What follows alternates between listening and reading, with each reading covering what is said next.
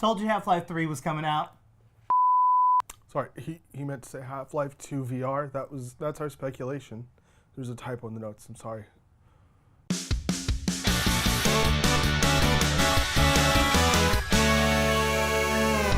Hey everyone, welcome to GameGorgon. My name's Indigo. I'm Krug. And today we're going to be talking about future Valve games and the fact that they're getting back into actually developing new ones. Thank you, Gabe. Thank you for blessing us with your lovely development. So all of this news stems from Artifact. If you haven't heard of Artifact, it is the Dota 2 TCG that Valve is coming out with soon. Actually, this clip from the announcement is hilarious.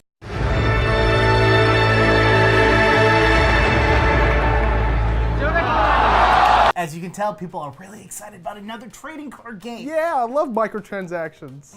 But we don't know if there's going to be microtransactions in Yeah, this. sure, of course not. Of course there won't be any microtransactions. It's going to not be a free-to-play game, so you're actually going to have to pay some sort of price at the very beginning. It's $120, and you start with 0 cards. I mean, packs cost $40 each. I mean, the original developer of Magic the Gathering is going to be involved, and that's not a free-to-play card game. Maybe you have to pay for packs. That's what it is now, basically. Well, no, you start with a base, like, selection of really weak cards in every trading card game. Yeah. But now maybe it's going to be, you have to buy pack X or Y. Oh, like buy the pre-built decks? Yeah. Oh, man.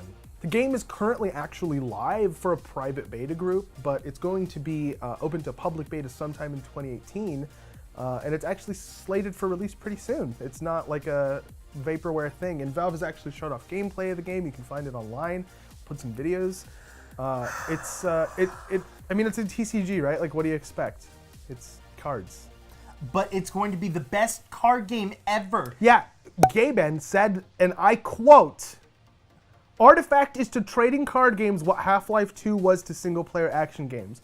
And so we must assume that Artifact is just going to be a for Artifact 2 or Artifact 3. While at the announcement for this game, they've also been talking about releasing more games. Just the fact that they're going to get back into developing and creating their own games, which means maybe the Half-Life, maybe Left 4 Dead. And they understand that that's kind of what the people want, or at least the fanboys of the Valve franchises want, but I think Gabe specifically, has gone on record a couple times saying the only way that we'll continue something old is if a lot of people internally at Valve want to do the thing and they can justify doing. Something interesting that Gabe brought up was that he's jealous of Nintendo and their ability to concurrently develop games and hardware and kind of like morph the hardware to fit the game or vice versa, like have both in their minds while they're thinking about the design of both of them. And that is actually pretty interesting to me because I think that's kind of like hinting at Valve's future. I think he wants to maybe go down that path, the Nintendo path of developing not only like gaming hardware, not like the Alienware Steam PCs, but like specific gaming peripherals or full-fledged gaming consoles that are designed with Valve games in mind, with like features they want to implement or like experiments they want to try, like the touchscreen thing on the. Yeah, I mean the fact is that every Switch. single PC has only been mouse and keyboard. Yeah. And like you don't really have an option to go beyond that unless you're going to sell hardware for that specific game. And since Valve is kind of this big powerhouse that they're talking about, you know, bringing PC maybe to the next, you know, peripheral, like, you know, and while they do have the Steam console and they've got the Steam controller and they're partners and working with HTC with the Vive, you know, maybe we're going to be seeing, you know, a Steam console exclusive, you know, form of hardware. Or if not a Steam console exclusive, like hardware exclusively built for Steam games. Like maybe like a controller that has the like a similar shape to a general controller with a similar button layout, but has like a twist that's designed to make a Valve game like more playable or to make a feature in a Valve game more accessible or more fun to use. And I think that's their goal. I don't think they're going to go down the console road, by the way.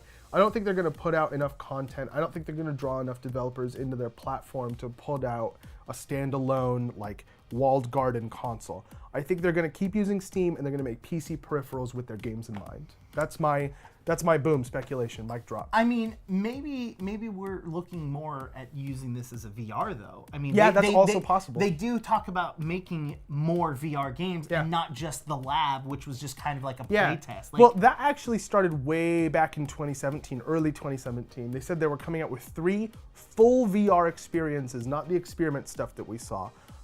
But that kind of went away. They confirmed in December of 2017 that they were still working on them. Which isn't that far away. Like, no. That was just a couple months ago. Yeah. But, I mean, they've hurt me before, you know?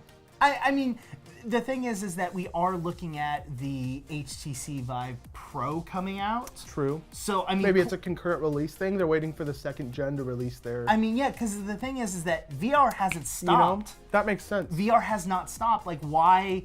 Like, it doesn't make sense for them to also stop, especially since people are designing, coming up with new hardware, which is way more expensive than coming up with additional software. One of the main reasons why consoles don't do well, and I'm putting the Vive in that, is if they don't have enough content for people to want to buy it. Correct. And if there isn't enough sales of a console, there aren't enough games that want to develop for that. So it's this kind of like back and forth, like, well, we need more... What came first, the chicken or the egg sort of thing? We need more content creators. Well, content creators need to be able to see sales. Exactly. And if you don't, you know, so it's just like maybe... Somebody has to be the thing that breathes life into the environment. And maybe this is their idea. That's like, Valve's going to breathe life into the environment. And since they're talking about designing the games using peripherals, and the fact is that Nintendo gets to do that, maybe that's their way of saying, hey... Totally reasonable. All of that. I can get behind everything that we just said. Reasonable, but still speculation. 100%. Yep. That's kind of what the show does. Head down to the comments below. Let us know, what do you want to see Valve make? Are you super excited for Half-Life